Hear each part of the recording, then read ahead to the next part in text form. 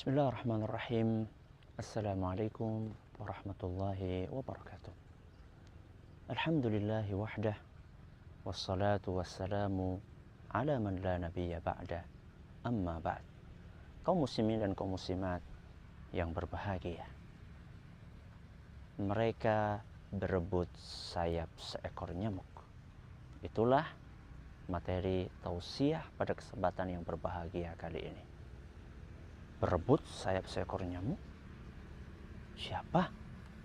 Andaikan saya dapat nyamuk, kemudian saya tawarkan kepada jamaah sekalian, siapa yang mau beli nyamuk ini 10.000? Ada yang mau? Saya pikir tidak ada yang mau. Ya sudah, kalau gitu saya turunkan harganya. Siapa yang mau beli 5.000?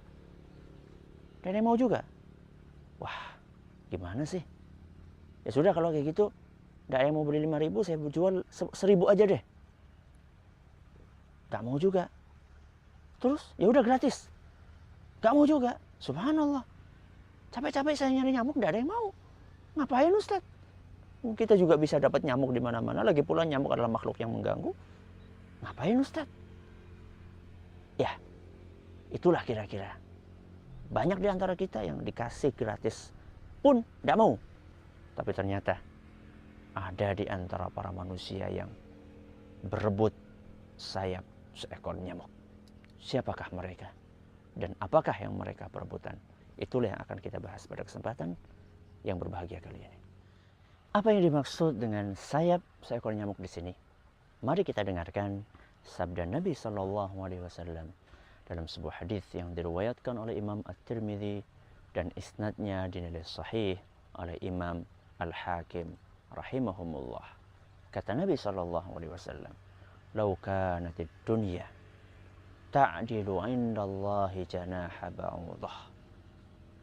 Kata Nabi SAW, andaikan dunia lebih berharga di sisi Allah Subhanahu wa ta'ala dibandingkan sayap seekor nyamuk, masaqa minha kafiran syarbata ama, niscaya Allah tidak akan memberikan walaupun hanya seteguk air kepada orang kafir. Hadis ini menjelaskan dengan begitu gamblang yang dimaksud dengan sayap seekor nyamuk yang saya isyaratkan di depan adalah dunia. Dunia seisinya di mata Allah Subhanahu wa ta'ala tidaklah lebih berharga dibandingkan sayap seekor nyamuk. Maka kalau ada orang yang berebut dunia, berarti dia telah berebut sayap seekor nyamuk. Apakah kita termasuk orang tersebut? Mari kita lihat beberapa contoh-contohnya. Banyak orang yang mengorbankan surganya demi mencari sayap seekor nyamuk. Contohnya satu, orang-orang yang berebut warisan. Orang-orang yang berebut warisan. Kita melihat di lapangan betapa banyak keluarga besar yang harmonis, yang kemudian pecah, terbelah menjadi dua. Si kakak tidak mau menyapa adiknya. Si adik tidak mau senyum kepada kakaknya. Tidak pernah lagi ada hubungan yang harmonis. Tidak pernah lagi ada silaturahim. Karena apa? Karena rebutan warisan. Karena rebutan warisan, mereka mau mengorbankan silaturahmi. Bahkan mereka mau mengorbankan surga mereka. Kok bisa Ustaz? Apa hubungannya antara rebutan warisan dengan surga? Nabi kita SAW dalam sebuah hadis yang diriwayatkan oleh Imam Bukhari dan Muslim, beliau bersabda, la yadkhulul jannata qati'un. Tidak akan masuk surga orang yang memutus tali silaturahmi. Berarti orang-orang yang berebut warisan sampai mereka mengorbankan tali silaturahmi, mereka adalah orang-orang yang tidak akan masuk surga. Semoga Allah menghindarkan kita dari perilaku yang seperti ini.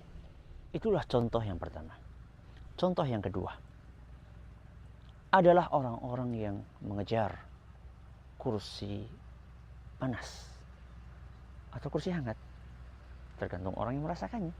Menurut sebagian orang adalah kursi hangat, menurut sebagian orang panas. Orang-orang yang mengejar kursi jabatan dengan mengorbankan prinsip-prinsip Islam. Sangat disayangkan.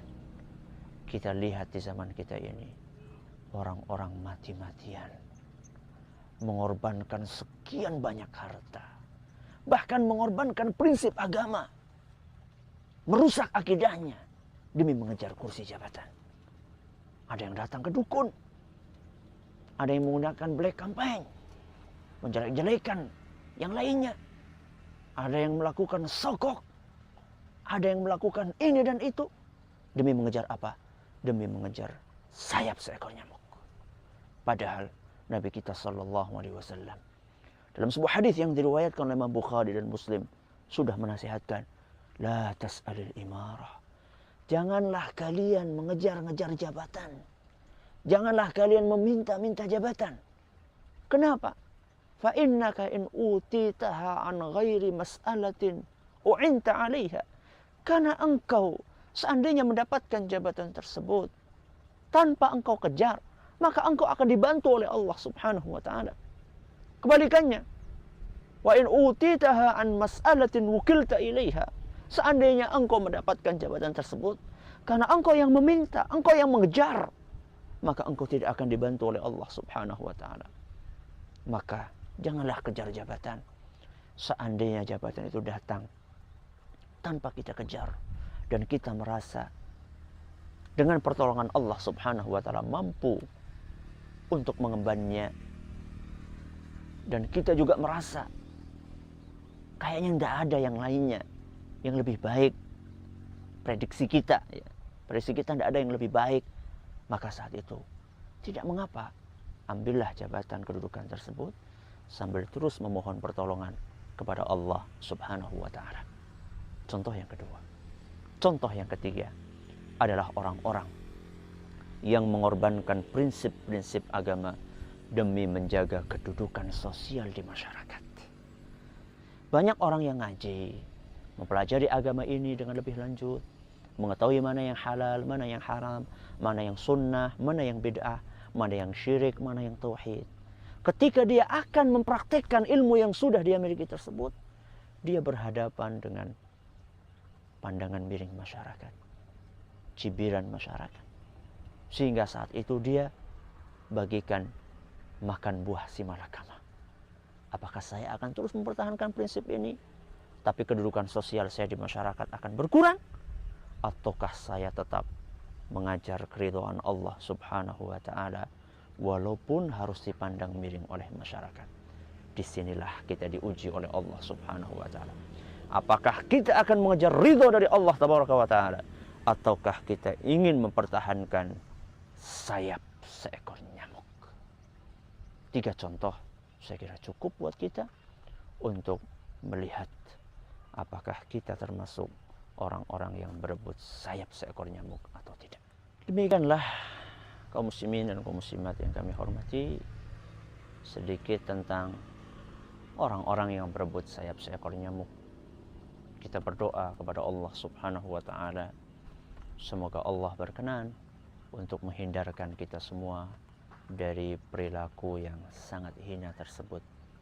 Terima kasih atas perhatiannya. Mohon maaf atas segala kekurangannya. Subhanakallahumma wa bihamdika asyhadu an la ilaha illa anta astaghfiruka wa atubu ilaik. Wassalamualaikum warahmatullahi wabarakatuh.